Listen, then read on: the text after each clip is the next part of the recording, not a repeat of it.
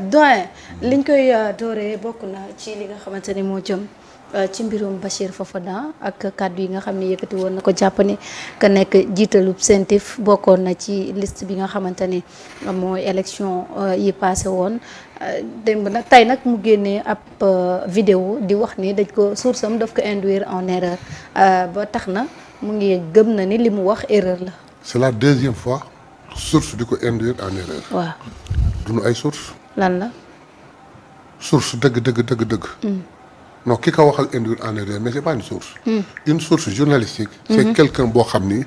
dafa toogaay bu wér. te am renseignement yu wér. di la ko jox ngay def ay information yu wér. ça je peux l'appeler une source. wala tappale weesuwul. pour une raison que personne ne connaît. nga toog di wax lu ne. déggoo ñu ne wax kat dina def ba làmb loolam ni du bii suma bos. moom moo ko dañ ma koo dégg. voilà dafa yomb trop pour un journaliste. taxaw naan sama source moo ma nax. il n'a qu'à aller s'expliquer. kon du ngeen ko baal baal fan. man je vais demander au gars de porter plainte le plus rapidement possible. mu delluwaat fa mu jóge woon. il faut qu'il la boucle. su amul information bu avéré na noppi. mais mënta ñëw yàq ay deru jàmbur wax lu ko nekk naan dama jum c'est trop facile. c'est trop facile. Une personne ordinaire je peux comprendre. mais un journaliste quelqu'un qui se dit journaliste war na mën a am source vérifier ko vérifier information. Marieta tey doo dégg man Mayabé ak li ñu mënti mel maag yow wala Samba. ma xëy suba je t'envoie un message. ni la lii rek nga tëb toog plateau bi yokku ko déedéet. di nga ne di dem Mayabé wax na ko xaaral ma xool mais ni ngeen ko tuddee ay recoupement ngeen wax. ngeen def ay kii croisé ay recoupement léegi xam ni kon Mayabé li mu wax voilà c'est affirmé par trois autres donc ça peut être vrai donc nga wax avec modération mais lii il affirme ensuite. boo seetee première wax bi mu doon wax avant muy wax ni dañ ko induire en erreur. il dit man maa ko wax.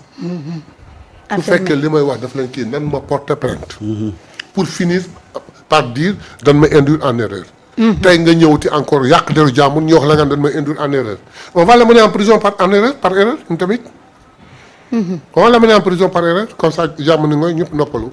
loolu nga gis loolu laa gis. donte baalu na sax. baalu pour lan. lu muy baalu lu muy baalu. lan moo tee muy balaa muy wax mu xool li muy wax lan moo tee balaa muy wax muy xool baal bi tàkk na ba pare. baal bi mu baalu ñett koy dégg li mu wax 100 personnes dégg nañ ko man non seulement duma ko baal mais je vais pousser à ce que ñu porte ko plainte. pour ki nekk CENTIF porte ko plainte. bien sûr porte ko plainte dama wax ñu porte ko plainte. comme ça mu expliquer jiw. la prochaine fois balaa muy waxati dina ko xool bu baax a baax a baax.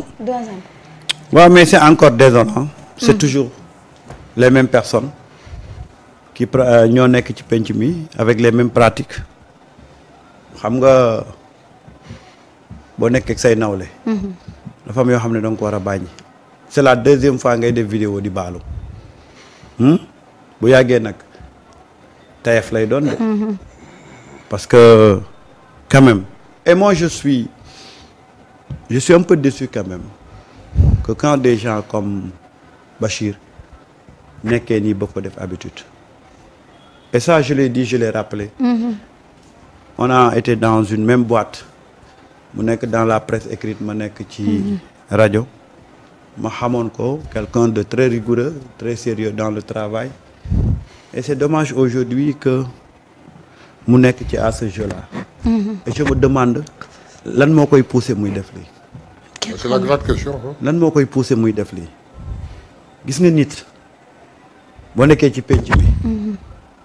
waxuma la ñeneen ñi de mais sa njaboot rek dañoo war a nekk sa nawle. sa njaboot dañoo war a nekk sa nawle parce que vidéo bi mu def su gisee commentaires yi ci génn. mu xam ne il doit revoir ses sorties quoi. waaw man xawma lu ko agité loo et lan pourquoi il veut porter un combat boo xam ne ce n'est pas son combat. ce n'est pas son combat et c'est dommage moom rek mooy subir les conséquences. lan moo ko fi jar gisuma ko de. tu peux ne pas être avec tu peux ne pas être d'accord avec l'actuel régime. kooku droit ku nekk la ñii bu ñu tànnee soutenir le régime ñu ngi ci seen droit ñële bu ñu tànnee ne ñoom ils sont pas avec le régime seen droit la maintenant quand à inventer calomnier c'est pas bien ça loolu nit daf ko war a éviter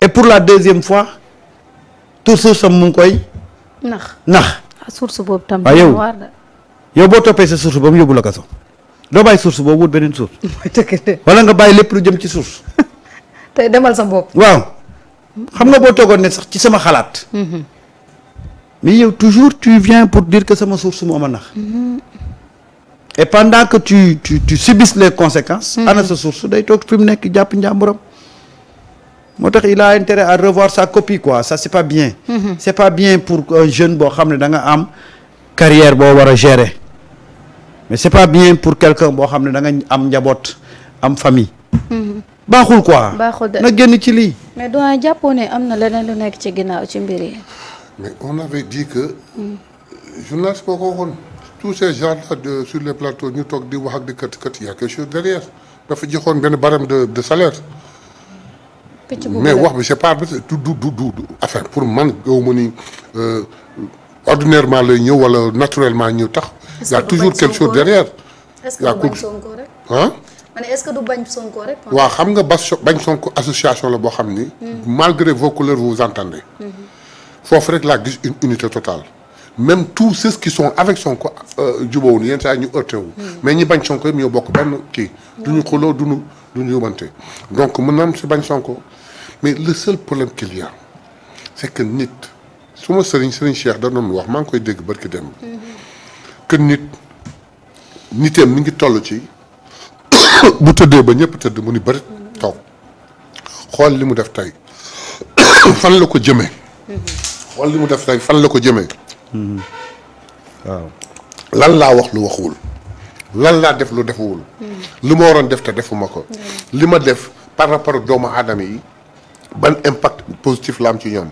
wala ban impact négatif la am ci man et rectifier yow koo xam ni je parle de Ousmane Sonko su fekkoon ni boppam kese ko tax a jóg c'est un inspecteur principal des impôts bu liggéeyee légalement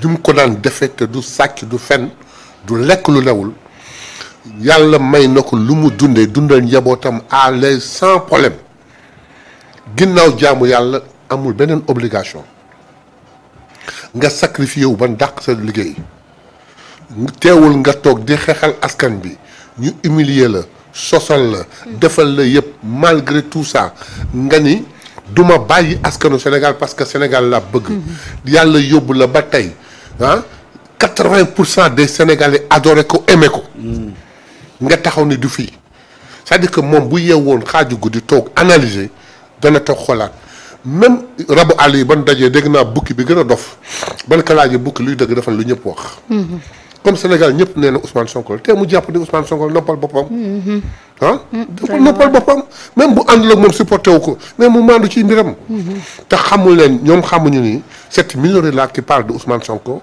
dañuy heurter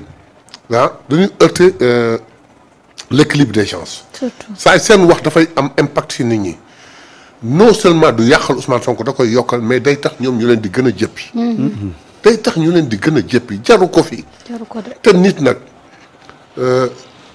mag daf ma wax ni ma gis nga